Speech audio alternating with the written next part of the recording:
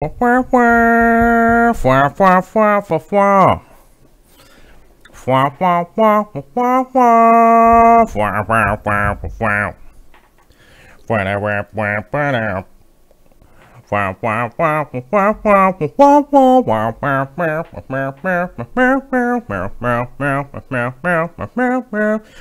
Meow meow meow meow meow meow meow. Meow meow meow meow meow meow meow meow.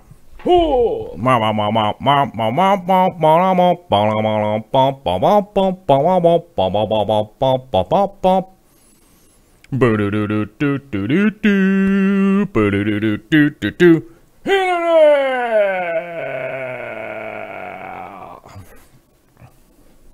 What is up, Internet? It is Thursday. And I gotta make an announcement here. First one to the chat again. 4 days in a row. With the four-peat action. Frank Dominguez going big. Coming in hot and fresh. Like a true champion. Definitely doing it right. Coming in 4 times. 4 times in a row this week. And wow, man, that's pretty wild. That's wild to see somebody just the true heart of a champion. The true heart of a champion just coming in hot and live. #1 every day this week. Let's see what happens tomorrow if he can come through on a full week. That's what I'm looking forward to. Let's see if he can do the whole entire week and get every single day this week. Let's see if he can do it. That is 4. It's 4 in a row. That's an all-time record. I wonder if anyone's ever going to be able to beat that. I wonder if anybody will ever be able to beat 4, because you gotta be competing. You gotta be competing strong. You gotta be coming at it. You gotta be coming at it legit in a very legitimate fashion in order to get 4 in a row. And that is amazing, my man. Thank you, Frank. That is badass. All right. Wushu Jimmy Brown is here. The Fishy Mailman, Spencer Ballard, Candy Overholes, and her son, whose name escapes me right now because I'm trying to remember it. And of course, if I try to remember it, I'm gonna forget it. Tim Lewis, Kevin Keener, Classical Aquatics is here. The Bearded Fish Keeper, what up? Ryan Brown, Spencer Ballard, Roger Deadham, Kyle Paith, Glass Boxes, Hey FU2, Bare Bottom Aquariums? With the howdy partner, I like that. Classical Aquatics asks, am I singing to y'all live? Yes, Classical Aquatics, I am singing to you live. It is live show. This is a live show. There are moderators, so be careful with your comments. Oh, right? Hopefully that makes some kind of sense. Let's see. Oh, my back is hurting. I'm having sympathy pains over here, you guys. Let me say hi to the rest of the people. Mary Beth Mabe is here. Grumpy Santa is lurking in the dark, lurking in the cold dark. Steven Skoglund is here. Right on. Good to see you, my brother. I know we have some surprises coming from Steven Skoglund in the mail, but as we were talking about earlier, it's coming from it's being sent from space. It's being sent from the moon, I'm pretty sure. And nowadays, things coming from the moon are, they take some time. They take some time to come from the moon these days. Apparently, we don't have the technology to just drop ship it in. Like in a video game or something like that. Dank Tanks has shown up to the internet. Cute Nix, what is up? Waves to all, admires new growth in melted plants. Oh, right on, makes sense to me. Sometimes you gotta let them plants melt and then let them grow. Which I've actually got some in the video section today that we're gonna. Oh, maybe, I'm not sure.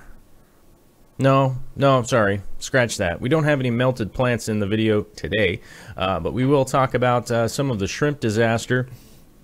The shrimp issue that I had, and this is the first time I've ever had this shrimp issue happen before. I'm gonna stab my phone in the face because it just keeps going off in my pocket. It's probably gonna kill the battery. Be my guess. Somebody, whoa. Sorry, I hit the mic. I hit the mic again. Sorry, guys. That was my bad. Oh, that's a big audio faux pas. Yeah, but as you were saying, admiring the new growth in melted plants. I thought there were some in the video today, but there probably will be some in the video tomorrow. I misspoke there a little bit. But Karen KZ Ellis is here. Long time no chat. Yeah, I don't know where you've been, Karen. Where you been, Karen? Life in the way? I don't know. Let's see. Ella Gregory is here also, and Dean H giving a shout out, saying what's up. Let's see. Oh, Nisi saying, you know, only the awesomest fish keepers hit the like button. Yeah, we've had conversations about the like button. I guess you're supposed to hit it. You know, I guess we're supposed to hit it. Classical Aquatics is asking what's on the canvas. Nothing is on that one. I'm redoing the outline from the rainbow fish that I did the other day. That wasn't that great. So I'll be throwing that down soon. We have had some family issues today that will be, I'll probably talk about them at some point in time, because I basically have no filter to hold back from that kind of stuff. But the bad news keeps rolling in, and we'll just keep rolling forward. A quick Mr. Chips update. This guy it's breaking my heart. It's breaking my heart. He feels so bad. You know, he's just having a hard time. But he's doing better than yesterday, which so that's good. We've got that going for us. That he's feeling a little better than yesterday, but I think he's more just pilled out than anything. So he's just kind of getting around because he's whacked out on drugs. You know, so we'll see how he does. Good words, bruh. Good words. We'll see how he does over the next couple of weeks. He does have another appointment on Monday, so I'll be taking him in on Monday. We'll see what's going on with him then. And just make sure that, you know, we're going to get him checked out. We're going to see what's going on. They might decide to do some x-rays and see what's happening. I'm not 100% sure, because I had to take him to emergency care yesterday. And then on Monday, we'll take him to his, and I put air quotes around this, primary care provider, his regular doctor. And we'll see what the regular doctor has to say about the situation. We'll go from there, because we don't have a long-term plan yet, but the long-term plan will come on Monday when we talk to those guys. So we'll see what's happening. Joel heard the call of the wild. Turned out to be a firecracker at 4 in the morning. Did not sleep very well because I was worried about Mr. Chips. I was worried about Mr. Chips. He's my little buddy. He's kind of encompassing my situation right now, but we do have some family stuff going on, and we'll find out what's happening with the family stuff after this show. So maybe I'll tell you guys tomorrow, as it's not good news, but hopefully it's tolerable news. We'll see what happens. Let's see. Glassbox's phone didn't update it yesterday, or maybe it was because I was wandering around town. What's that? What was different? Oh, I don't know. Let's see. Frank Dominguez lives for fish keeping. I like that. Yay, disaster day. It's been a slight chain of disasters around here. So hopefully, you know, this is sort of how this stuff comes, man. It comes in these waves. And I always have to just remember to focus in my head that, you know, this bad stuff happens. We all, you know, get activated and motivated and kind of fix it, and then we kind of hit the lull for a while, and then air quote bad stuff happens again. This is just rolling with the punches. We got to do what we got to do, and we'll just keep you know, we'll just keep on keeping on. It's all good. A lot of people like to say everything happens for a reason, and I think that's a good I think they have good intentions saying that, right? And I think realistically, what they're trying to get at is that you can find some good in all of the bad things that happen after the fact. You know what I mean? It's like if the dam breaks, we're going to rebuild the dam better, right? It's bad that the dam broke, but it's good that we were able to rebuild a new one, right? So I kind of just look at it that way, that we all encounter these hardship times, and then we just end up growing as a person. Realistically, you learn stuff. You go, wait a minute, the next time it comes up, hoorah, right? And here's a perfect innocuous example, an example that doesn't mean anything really to anybody out there. So, you know, Potato and I, we were putting the shrimp colony. So, and this also relates to today's video, right? So we were putting he brought up shrimp from Portland. He brought them up here, and we were putting new shrimp into the aquarium, and we shot it with the camera. We had the LED lights dimmed down about 50%, right? Now, the problem with that is that the LED lights dimmed down at about 50% means that it will create this crazy wavy shadow running over the video, right? And it's virtually impossible to watch it. It's virtually impossible to watch it because there's all these waves in it, and there's nothing you can do after the fact. It's just the video's been captured that way. So there's no amount of changing contrast or recoloring or any of that kind of nonsense. So all that video I shot was basically garbage, and you know, it's like I could sit here and go like, oh man, that totally sucks and blah blah blah. I can be super upset about it, but the next time I go to shoot video on it, I'll remember I need to turn that light all the way up to 100% so that I'm able to shoot good video, and if that makes sense. So hopefully that kind of ties the idea together with something that's really innocuous. Is that, you know, we did some work and it didn't work out. Right, so it just gives you one of those things that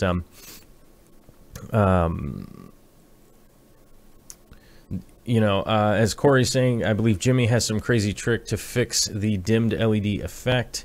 He finally found out how to last week. There is one way to do it. Unfortunately, it degrades the video so bad that it's just not worth it. It would just be better to reshoot it. I mean, sometimes it's just a reality of how things go. It's like if if I move my camera around too fast, they'll be tracking, they'll be tracking in it, and I can fix that. I can slow it down and do that stuff, but it's never going to be like a perfect shot. You know what I'm saying? So it's just a fact of the matter. And but that just reminds the only reason I'm really bringing that up is like there's some work we did, screwed it up, but the next time I jump into it, hey, guess what? We'll just remember to turn the light all the way up and shoot the video that way. So. Sky Stara is asking, how old is Mr. Chips? I recently got my first tiny dog, and it's going to kill me if he ever gets sick. Well, Mr. Chips is an elderly adoption, right? So we adopted him. He was basically an old dog from the pound that had no home. So we were like, we'll adopt this old bugger, and he's pretty rapidly become my total buddy.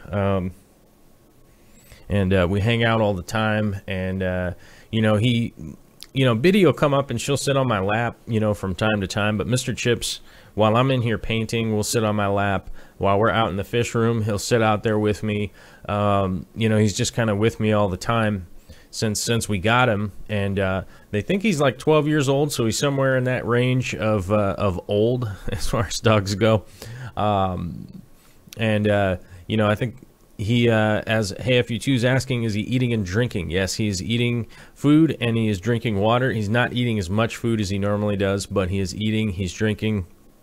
I guess the big thing that the vets wanted me to make sure to watch out for him is he peeing, right? I guess that's a huge issue with the painkillers they have him on. So I'm making sure I have to carry him outside, set him down, hang out there. Of course, it's stormy as all get out, which always just makes dogs shy. They just want to go back inside.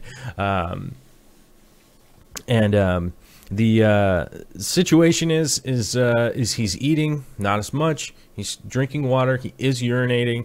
He hasn't pooped today, but he let out a huge poop yesterday. So I'm guessing there maybe was a little extra space in his digestive system, if you know what I'm saying. So he hasn't pooped yet, but I expect him to probably poop a little bit later. And so far so good. But we're only one day in a really long string of taking care of the dog. So he's my homie, and I really hope he gets to feeling better soon, because I somebody sent me a message that was like, oh, maybe his place is in heaven, and I'm like, he hurt his back. I'm not gonna like put a bullet in him or something. He hurt his back. I'm gonna figure out how to let him live as long as he can. It was weird, and I feel like I was gonna type back a comment to it, a reply, but we'll throw it in the live stream, and maybe they're full-time watchers or something like that, and just kind of go, oh, maybe Joel over there is not gonna just murder his dog because he hurt his back, hopefully you don't feel bad about it. I mean, I get where people are coming from, that sometimes dogs have to get put down, but he's not at the put the dog down yet situation. So we'll see how it goes. This will sound weird, bad, but one of the reasons I keep fish is I've become too attached to furry animals, and somehow fish seem to be a lesser animal that's easier to deal with. Vicissitudes. I don't know. Is that Latin? It's got to be Latin. I'm going to look this up. What is this word?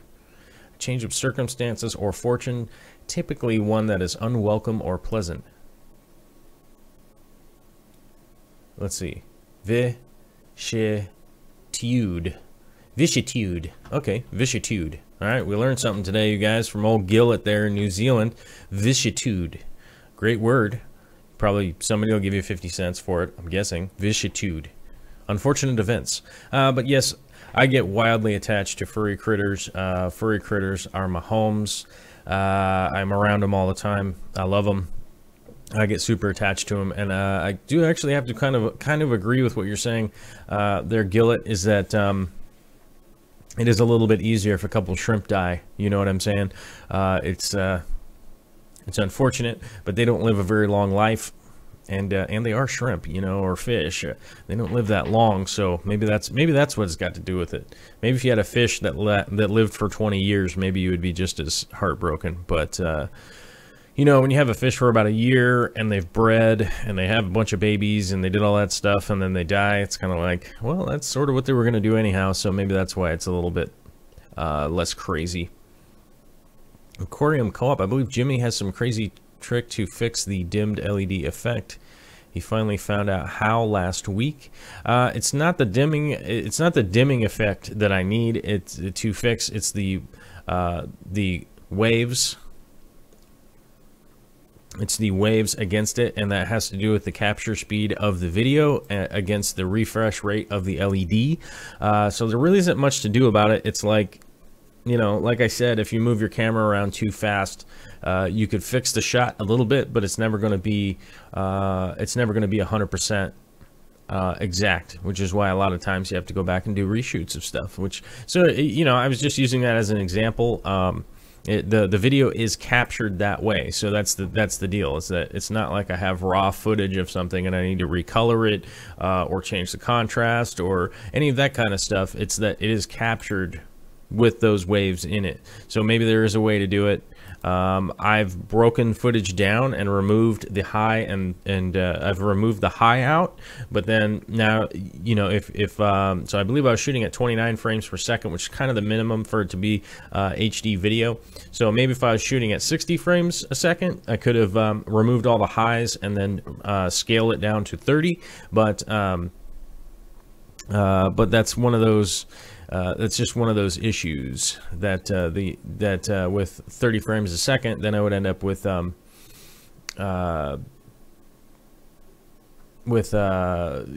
15 frames a second if I can go through and eliminate the highs, that are more exposed from more light. But let's see. RJ says it's called shutter phase. Cameras can adjust for it. Yes, that's okay. All right. This isn't all right. Not to sound pissed off here or anything like that, but this isn't a live stream about having captured some film wrong over LED. The video is captured that way, so that's how it looks. It's, it's like me trying to just overlay some other video over the top of it. It is captured that way. That is what the capture of the video is. And like I said, I could remove the highs out and the lows out and do all that stuff, but I would end up with really choppy, ugly video with multiple frames covering up for the missing frames, and I don't really want to do that. That's not something that I find to even have a good look to it. But either way, we'll just move on. I was just using that as an example that sometimes things get screwed up, but you learn something in the future the next time you go on. Okay. All right. Well, speaking of video, let's go to the video section. All right. So as we added the shrimp in, we had a bit of an issue. We had a bit of an issue that I've never really encountered before, and a lot of it has to do with the new sump that I am utilizing here on the 150, and it has to do with the fact that the baffles are much closer than in my other sumps. They're packed closer together. So what was happening is I was adding my filter mat. Right, my filter mat in between each section to keep shrimp from going from one section to the next, just keep them in the first section. And instead of folding over the filter floss, I was essentially just putting it straight in, which meant that the shrimp were going into the filter floss.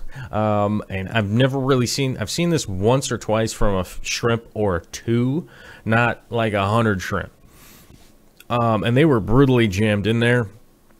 And throughout this time lapse, you'll see me actually cutting apart some of the filter floss that is in there and extracting individual shrimps essentially from it.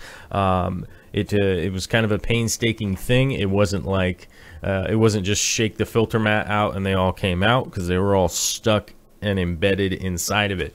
And then half of the time when I was basically peeling it apart, some of them were alive, some were dead. Got them sorted out that way, but luckily I figured out what the issue is, and I started building some dividers out of screens instead of the filter floss, so that the filter floss can be all the way at the end of the sump and not encounter shrimp while the sump is in operation. Because the screens that I'm using here are actually just big enough to let water go through, right? But the shrimp will essentially just grab onto it as they, get blown into it from the circulation. I spent a lot of time netting a lot of shrimp out of the sump, putting them back up, out of the sump, putting them back up, out of the sump, putting them back up. I do have multiple layers of screen built into the overflow. I couldn't figure out where that video went. That video went today when I was editing this video down, but I couldn't figure out where that video went.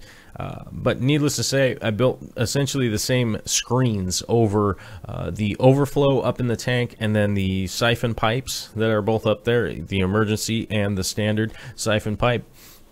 There's a quick shot of the filter floss that I'm using here, which I really like this filter floss. I've just never had to use it in this application to try and keep shrimp from going one way to the other. It's it really was kind of a nightmare with them getting in there and getting stuck in there, getting trapped in there, and really just was not good for them. A lot of them died.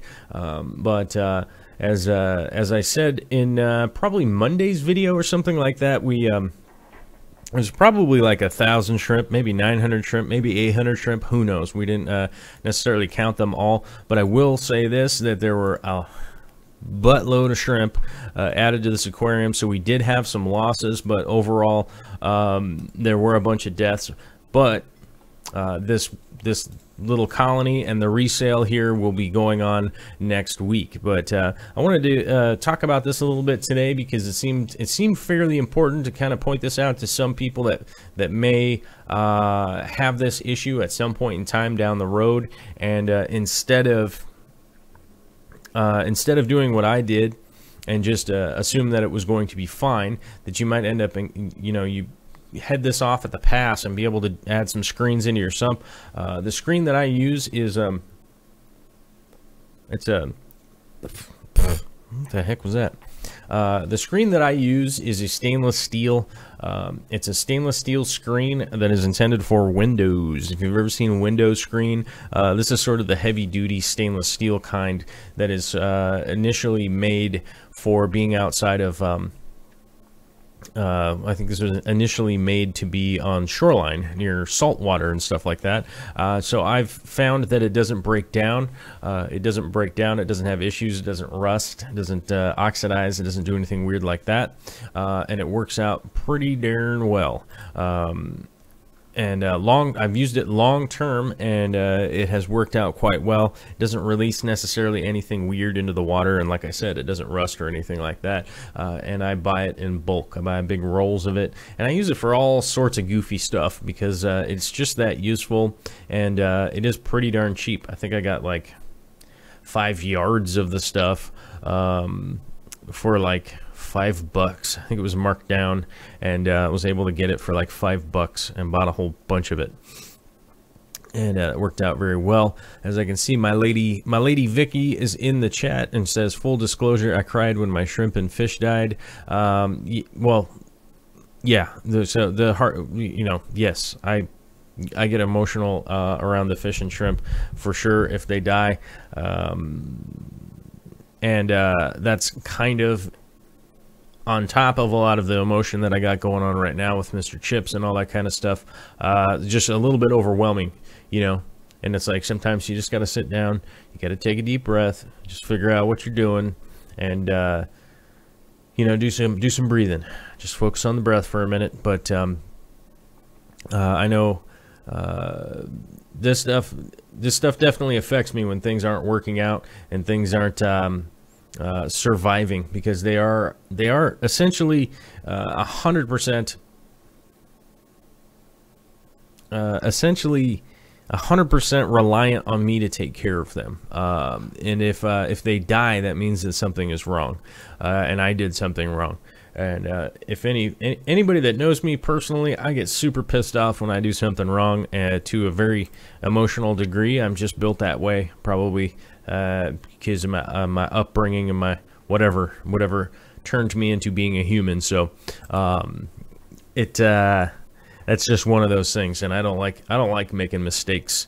I like to be well thought out, pay attention to what I'm doing, and keep on keeping on. And I get upset for sure when they die, but I think it's to a much higher degree with the furry pets, because I'm a mammal, they're a mammal, we all hang out all the time, and it's like I hand feed the dog, so it's a little bit different.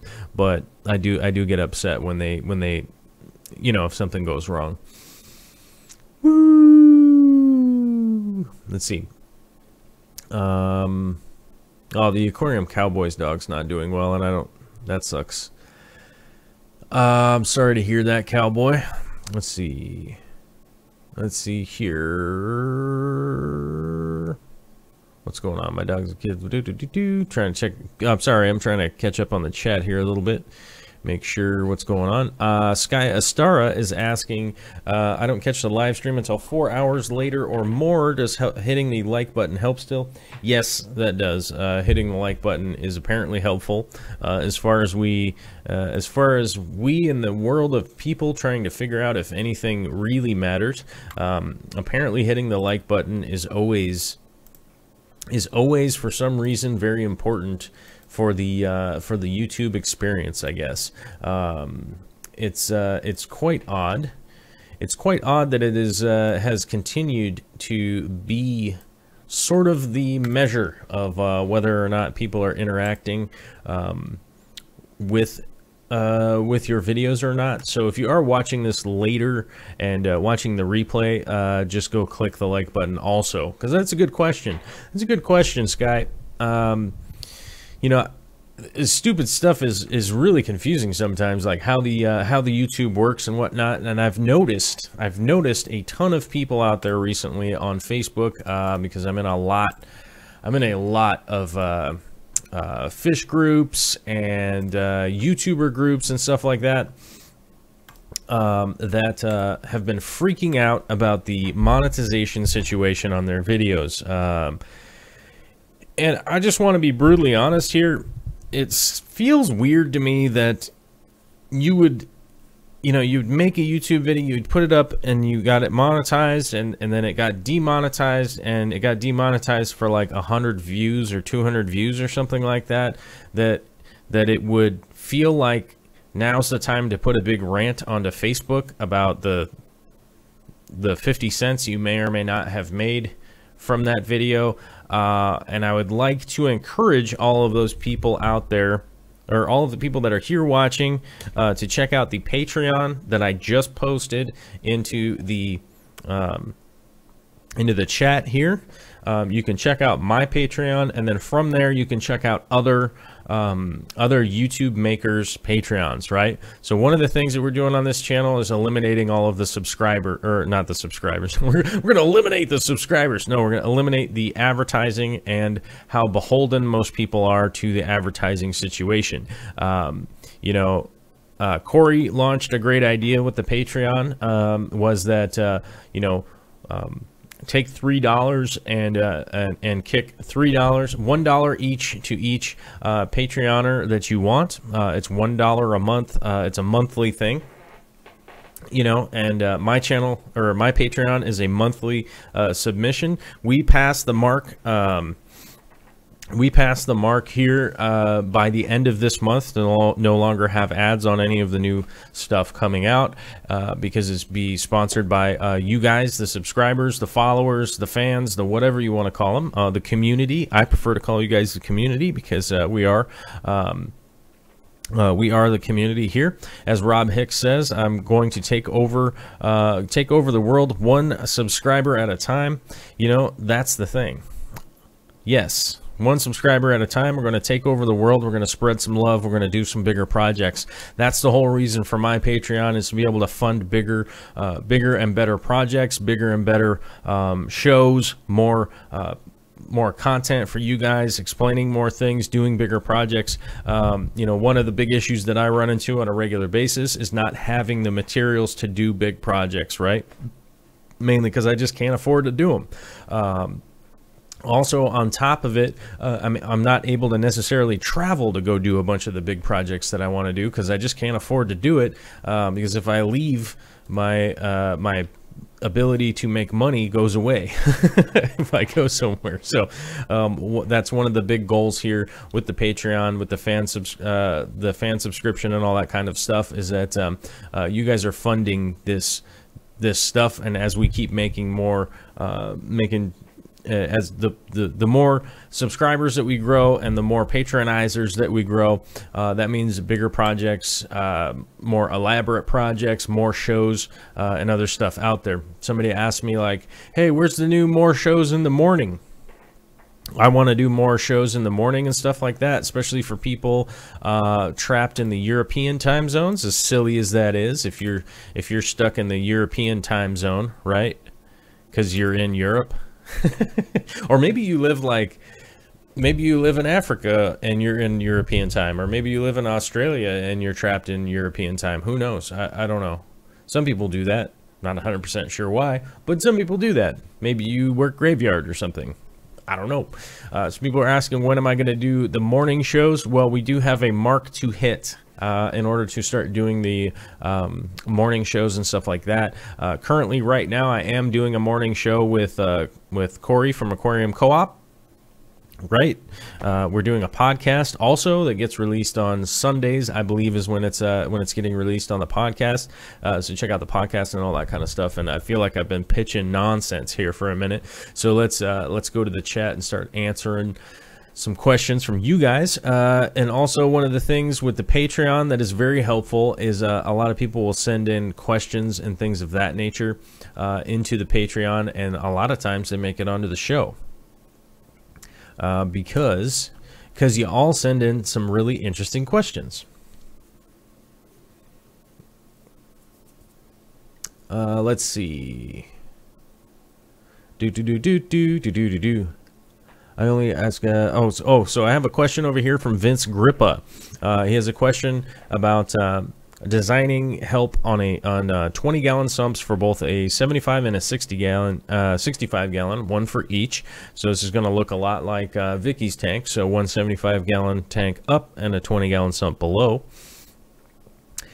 He made 10-gallon sumps in the past, and it worked great, but I made PVC overflows and really did not like them, which made me end up taking down the sump. I'm going to try and drill the back panel of each tank this time, so I do not have the huge overflows. This topic might end up being a long conversation, so if you think you have time, we can talk about it in a different email. Only question I need now is 20 highs or 20 longs for each sump. I'm going to take advantage of the $1 a gallon sale so I can get either. All right. So Vince, I'm going to answer this question right here. I kind of read part of that didn't need to be read off out loud, but he's wondering if 20-gallon highs or 20-gallon longs are going to work better for his sump situation. And so here's the quick answer to that: 20-gallon longs for sure. And now the reasoning. What's the reasoning? Oh, what's the reason? Oh, what happened? What happened? Did I space out there for a second, guys? Sorry, I made a weird noise with my mouth, and it was hallucinating or something. I'm not sure. So 20-gallon longs are going to be much more effective. Now, the reason for that is because you're going to be moving your water left to right or right to left, not straight down, right? So the easiest way to do that, moving it left to right or right to left, is going to be have the most amount of distance that you can move from here to here, right? And you always want to have more square footage as possible around in your sump, as basically humanly possible, the most amount of space that you can fit down there. Whereas Vicky's tank right now is a 75. We started out with the 20-gallon, didn't really like it because it was kind of a tight fit, and moved up to a 40-gallon breeder that actually fits right underneath that 75. Oh, and Mr. Chips is back there. Look at him. He's back in his bed. Oh, there he is, my buddy. My buddy, he's back here napping, being Mr. Chips. You okay, bud? Okay. He's back there resting in his bed. Sorry, distracted by my boy, Mr. Chipperdoodles.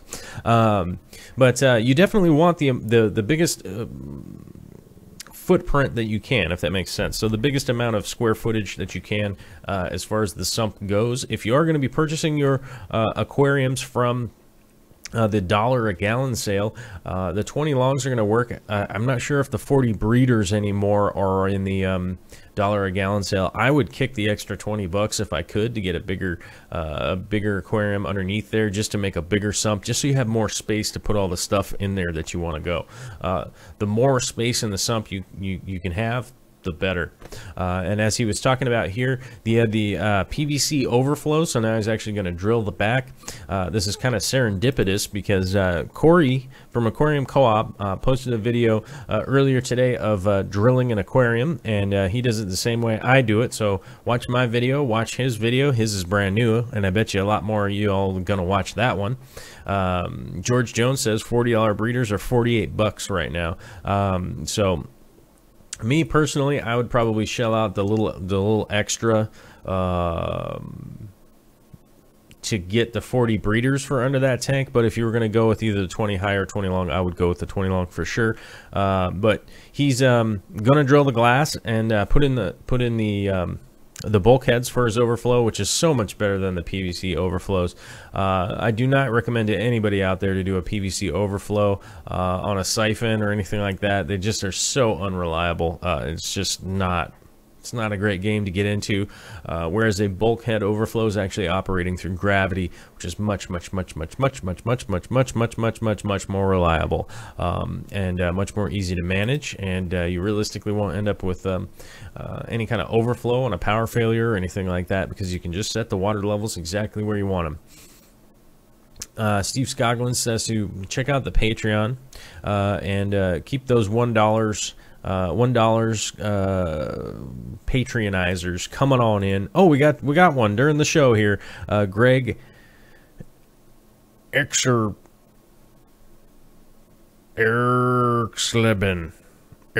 Man, you have a crazy last name. I don't know how to say that.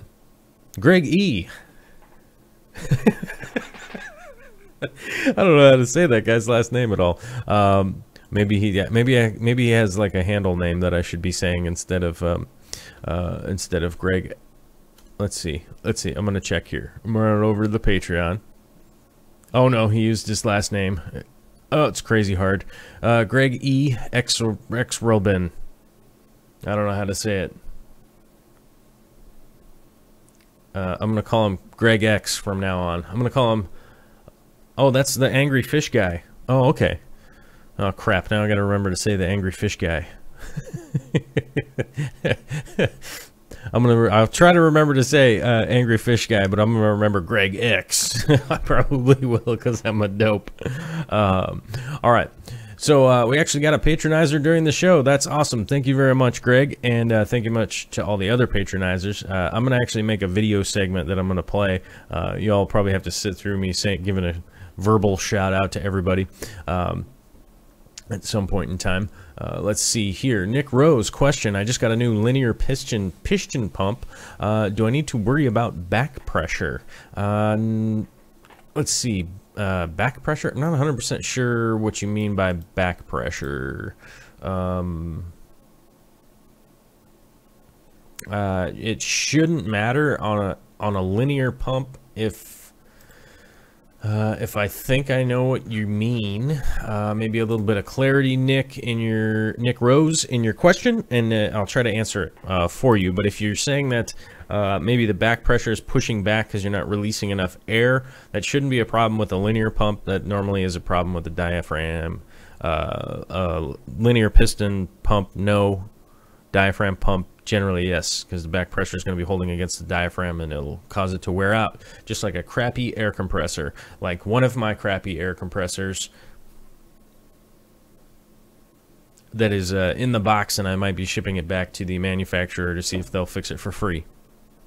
I doubt they will. Oh, that's coffee's delicious. Has anybody seen this mug? I don't even know where you could buy a new one of these mugs. I gotta figure out a good place to put this mug so it never gets broken. Knock on wood. Ah, there we go. Ah, delicious. Let's see here. I'm old enough to remember magazine subscriptions. What you do and the knowledge gained from everyone in the community is cause worth supporting. Thank you very much, Dennis Ballard. Yes, this is similar to like a magazine subscription, except for I would hope a little more entertaining. There's moving pictures.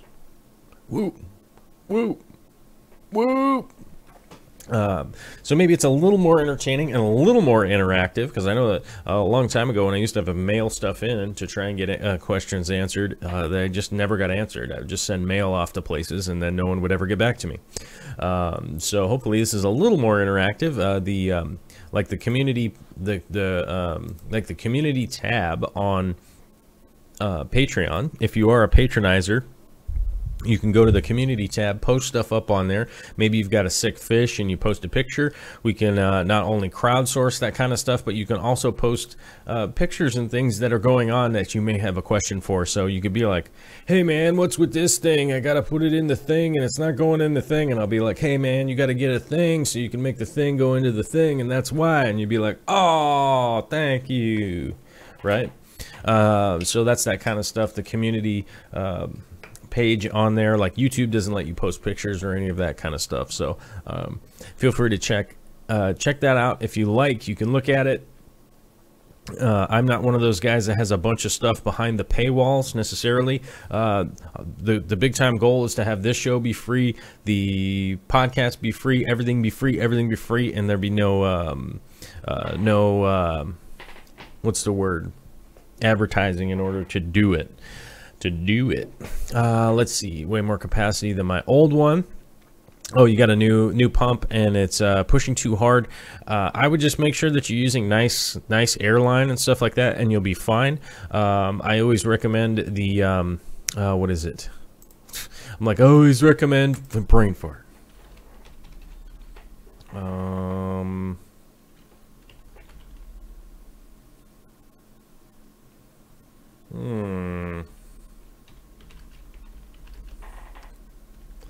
I think it's polyethylene tubing. I'm just going to double check it here while I look it up. Polyethylene tubing. Okay, cool. I was right. I didn't want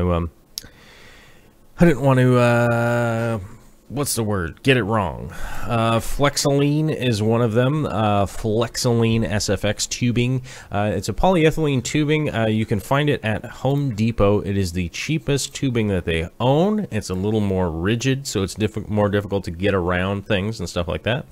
And it is a kind of a pain in the ass to get it connected to things properly because it is more rigid, but it can handle a lot of pressure, and it can handle a lot of pressure over a long run. So if you're afraid of your airlines or something like that getting a crack in them and breaking open, I would pay attention to that and make sure, I would switch over to that line if you're only using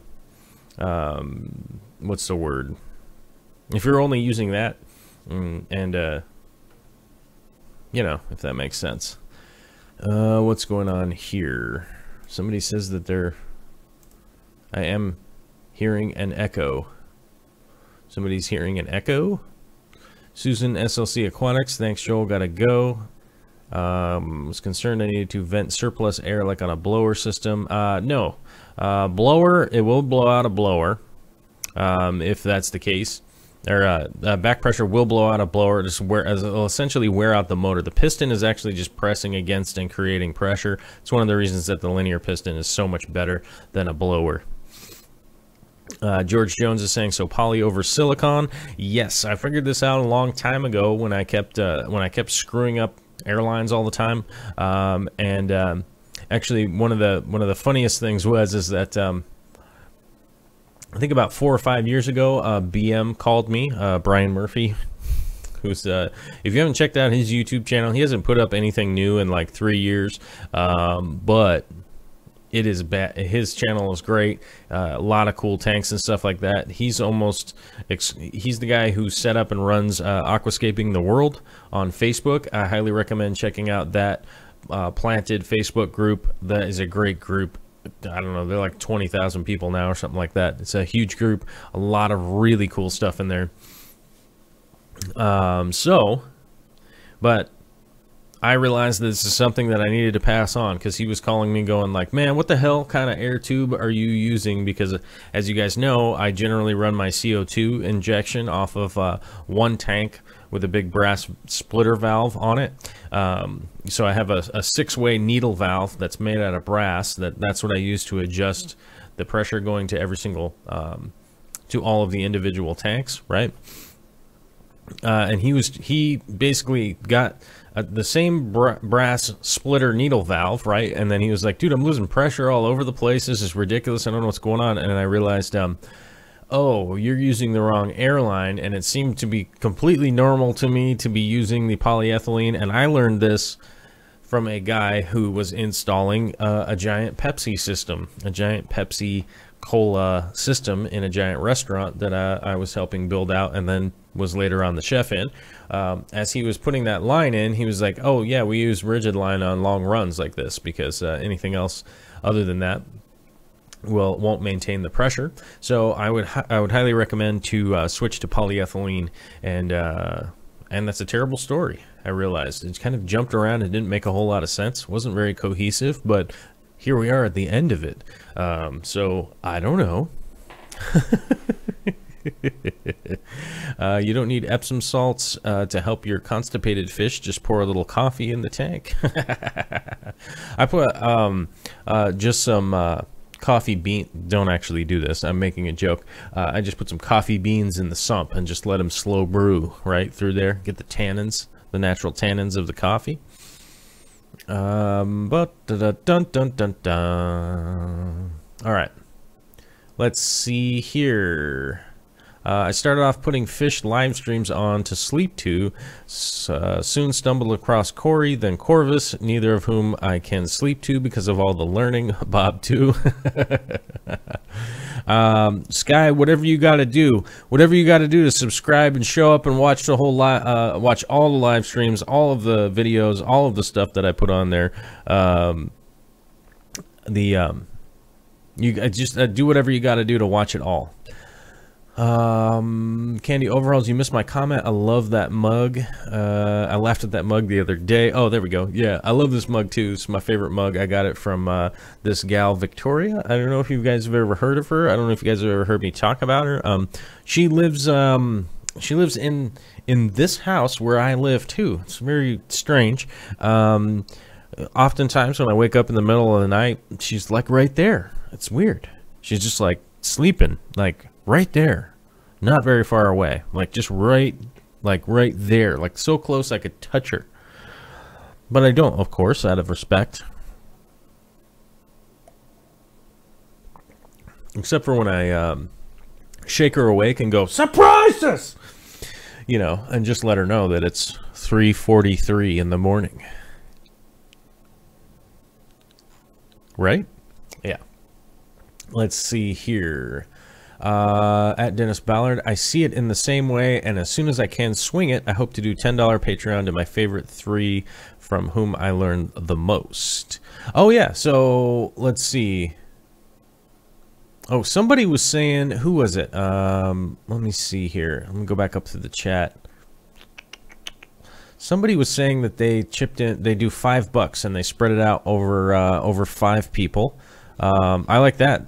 I like even the $5 through $5 to 5 people, $3 to 3 people, any of that kind of stuff. I wholeheartedly endorse it. Like maybe I don't even meet your top 3 or top 5. Cool. Just get your top 3, get your top 5, find their Patreon. Hopefully I kind of feel like I was one of the people that started pushing the Patreon at some point in time. I'm definitely not the originator. That wasn't me. I didn't make the Patreon or anything like that. But I wholly endorse the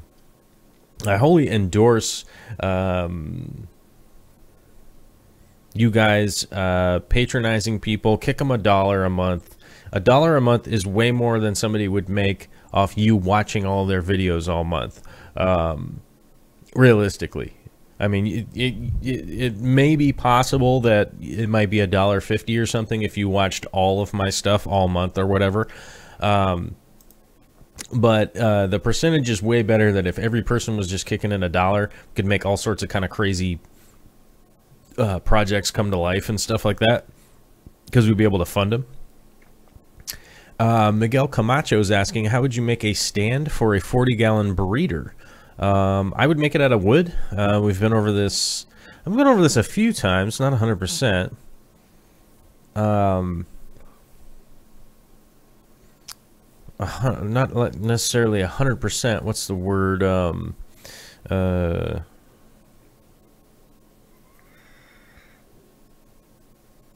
Yeah, I didn't necessarily have been over it 100%, but more. I would build them out of metal, but metal's too expensive realistically when you get down to it. So I would build it out of wood. I mean, I would stack on a 40-gallon breeder. That's not that much weight or anything like that to go one side to the other side or anything like that. So just out of 2x4s, and I would just stack 2x4s together. How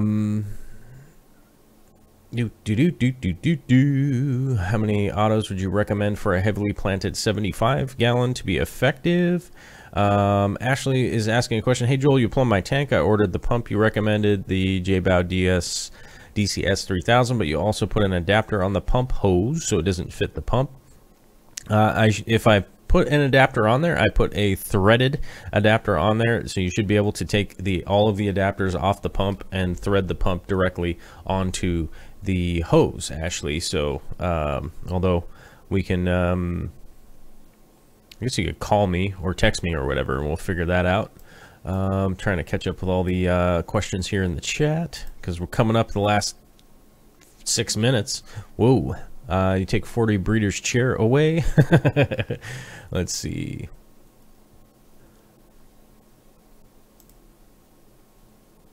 Nope, it's glued.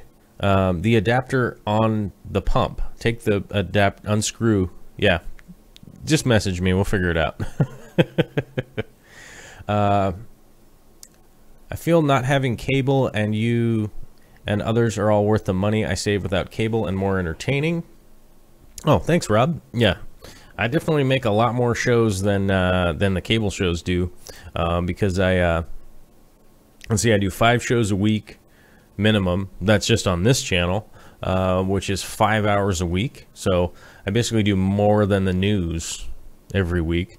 So, like, isn't the news like a half an hour show, I think? I don't know. I don't watch the news, but you know, it's like the Tonight Show, so it's an hour long every day, so that's more. Plus, we do the podcast, and we're gonna do more. We're gonna do more shows. The more funding that comes in, I'm gonna do more shows.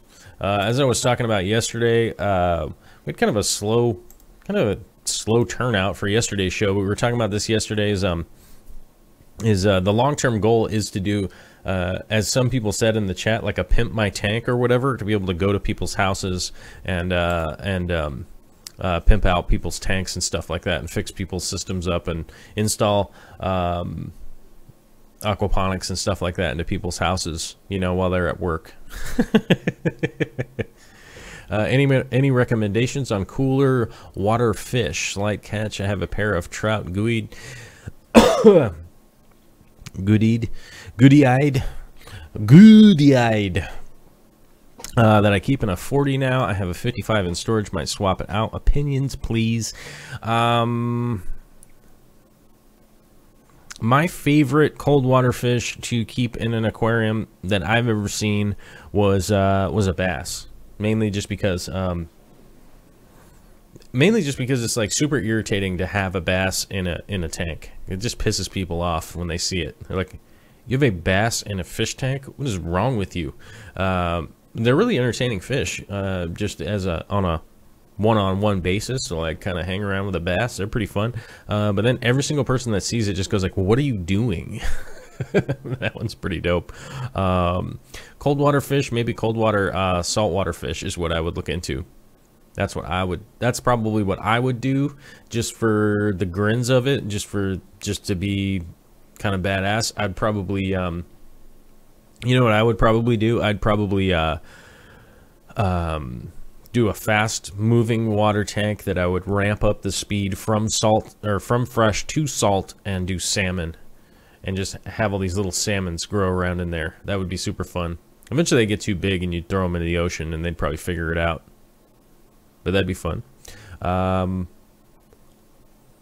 Sky Astara says, thanks. It's just so happens that you remind me of many of my old punk friends. Oh, I'm not necessarily an old punk rocker. I'm just old. Like an industrial punk rocker. My sister-in-law can put anything you want on a mug or shirt or whatever. Ella, head over to darkstararts.com, and my email is on darkstararts.com, and email me your sister-in-law's information, and let me see if we can't work out making some mugs. Let's do that. Let's do this, Ella Gregory. All right.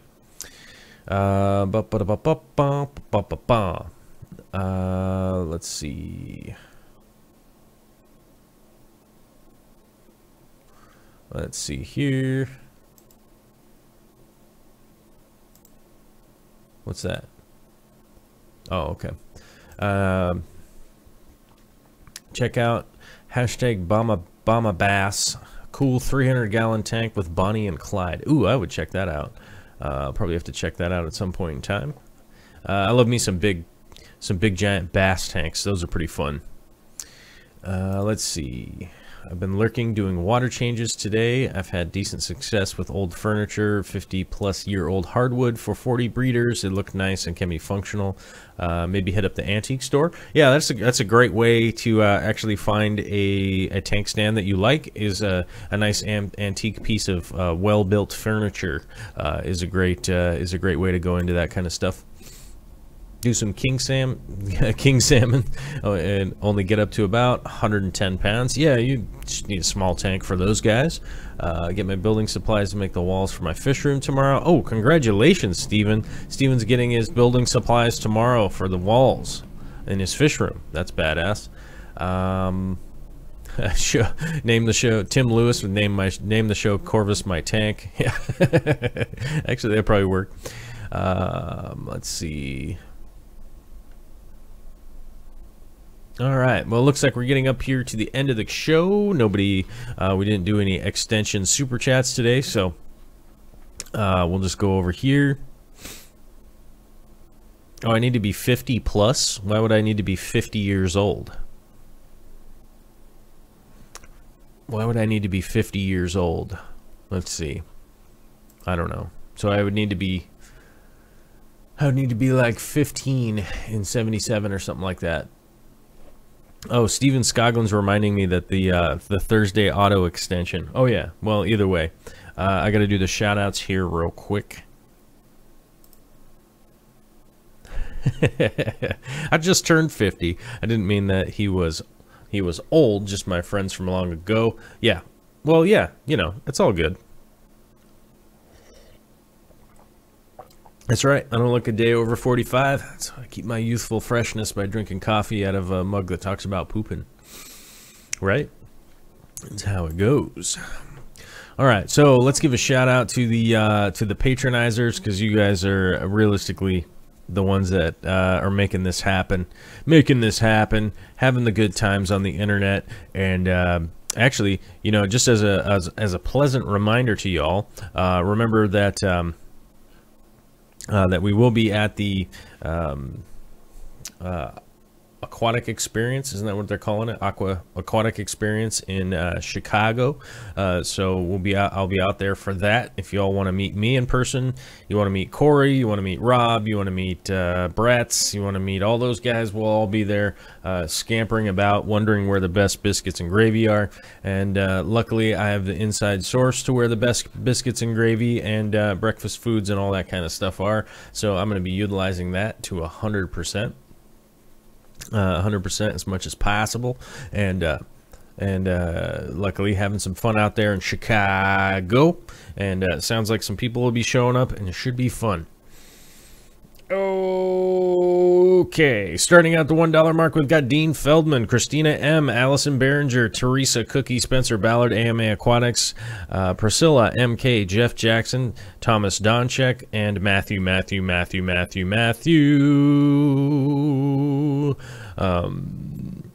And there are more $1 people that are over here in a different category for some reason. Who knows why? I don't know why. Gary Brown, Greg X, who's new today, and I can't say his last name. Ryan B, TJ Kelly, Famous Jones, Debbie Clayton, Michael Hoffman, Chris Cuse, Devin, Arsenal of Color, Douglas Medine, Douglas Medine. I'm just going to say Medine from now on. Margaret Ferris Parr, Caroline Epler, River Life, Ian Van Natter, Wyatt Hickson, Derek Runyon, and HC Aqua. At the $5 mark, we've got Jeremy Brown, Donnie Hill, and Barbara Jackson, Gene Fensky, Kevin Hayes, Karen Halbert, Addison Nishijima, Lecter Records, Roger Dedham, Theodore Schultz, Dean Hanoi, Dennis Ballard, Jesse Stenner, Catherine Ann Robideau, Frank James Hirsch, Classical Aquatics, Bracken Ward, Pamela Earlywine, Nisi of the North, Jennifer J. Sercicino, who's now at the $10, Kevin Keener, who's now at the $10, and moving into the $10 club, we've got Joel Gillett, Millet Cam, Jim Meeker, Candy Overhauls, Pleco Steve, Eve Deigel, Jeff Myers, Tim Lewis, Kyle Paith, Pax, Denzel Gregory, Nick K. Aquatics, Rob Hicks Aquariums, Matt Gilmet, Jack Betts, Cichlid Bro, and M. Dan Herlander. Oh, you said X. It's Eric Sleeben. Eric Sleeben. Oh, crap. Okay. Well, that makes sense now. Eric Sleeben. Boom. All right. Well, actually, that makes sense. The angry fish guy at the $1 says dollar patronizer. All right. All the way here. Here we have the list of our top contributors. Everybody pulls this all together to make us all being badass. Douglas Medlin.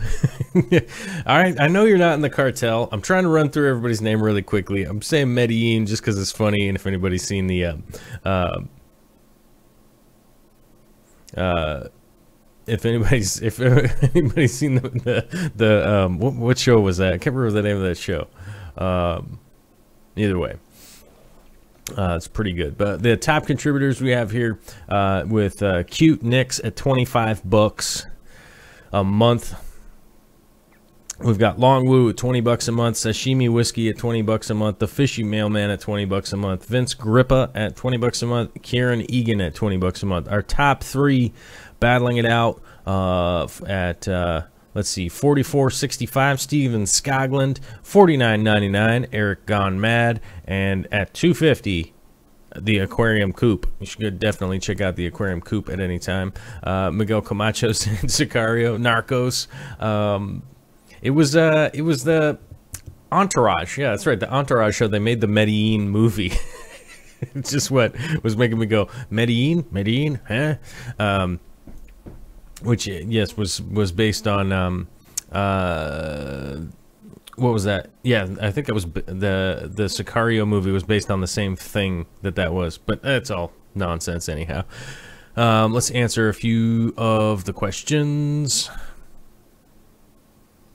Let's see here. Oh yeah, we have the extended show today, so we gotta do the extra extension.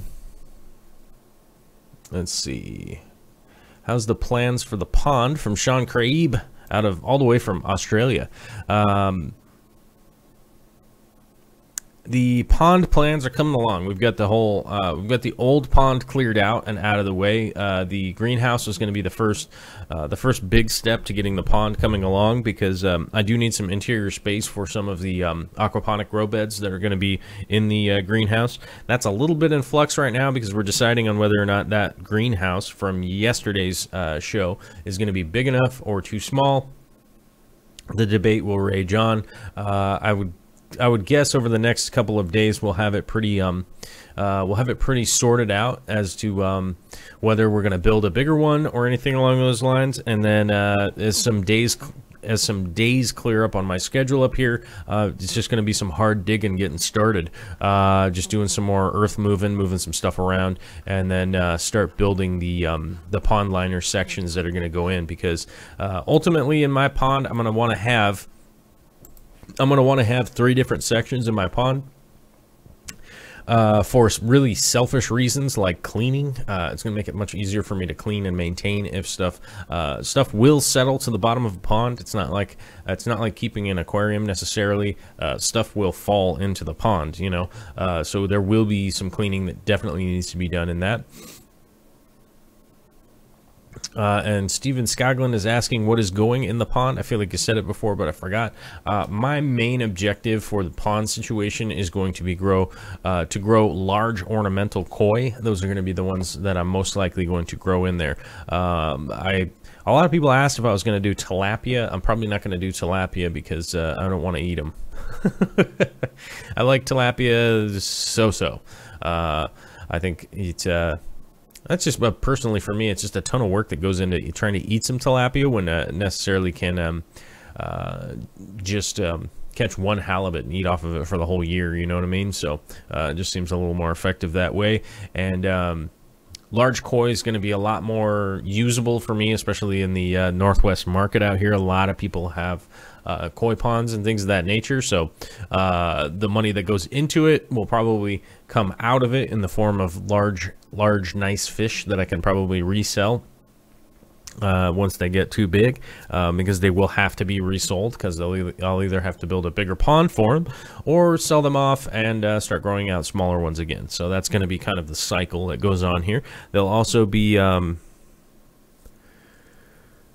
let's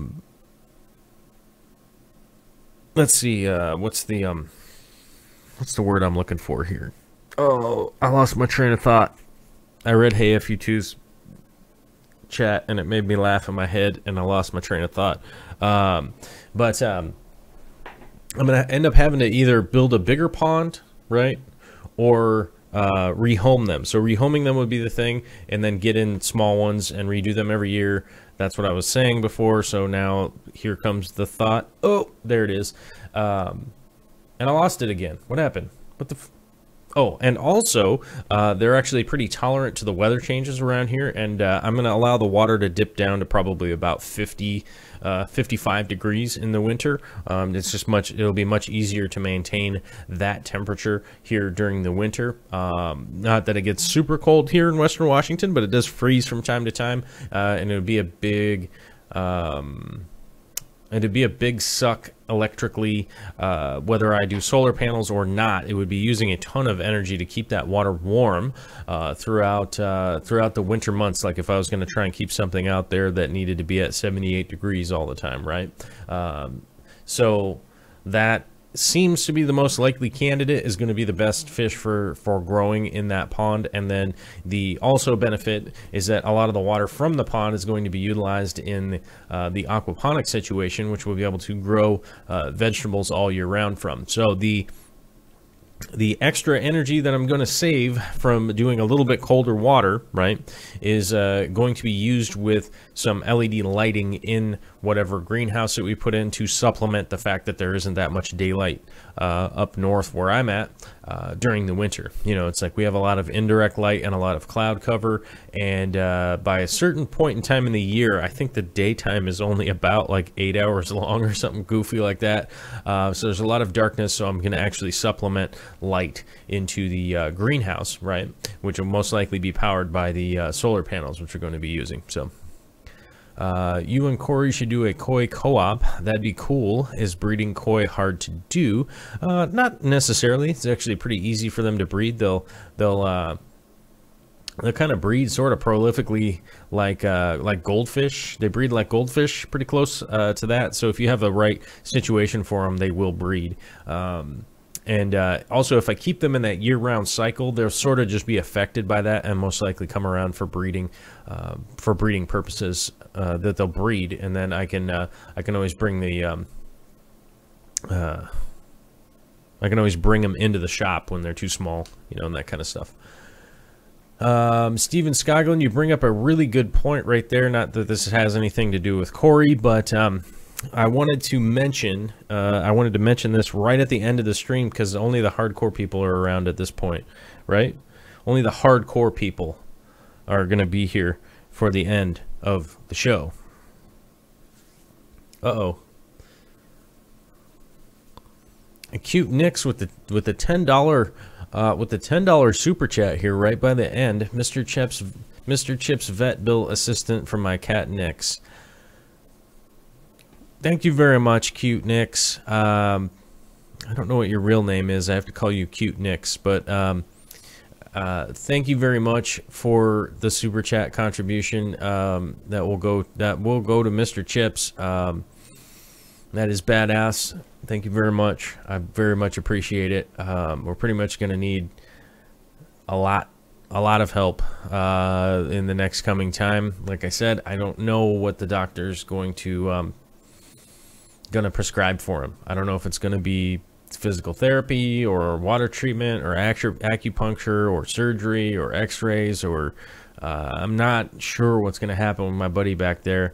As you guys can see, he is just passed out on kind of painkillers right now, and just sort of loopy and a little bit weird, you know. But that's the deal with him, and thank you very much. I'm really hoping that he'll be all right. I really hope that he can pull through, and we can get you know, at least a couple more years out of the little guy, because he's not that old. I mean, he is kind of old, but he's not that old. And I don't know. My fingers are crossed. My toes are crossed. My butt's crossed. All my things are crossed. My eyes are crossed. My hair's crossed. All those things. But what I was going to get to was saying that only the hardcore people are here. As you guys saw in some of in some of the people that were posting up on the chat there are other live streams going on, and I don't fault anybody for leaving. It's all good. Y'all have your favorites, and that's totally cool. But Victoria and I were having a conversation the other night, and this kind of came out of, it sort of came out of left field, and it has to do with you guys, and it has to do with the fish community. So I guess figure I would broach it by the end of the show. By the end of the show, when most of the kind of passive people are sort of gone by now. Vicky brought up the idea that I should be opening a fish store down here in the south end of Western Washington.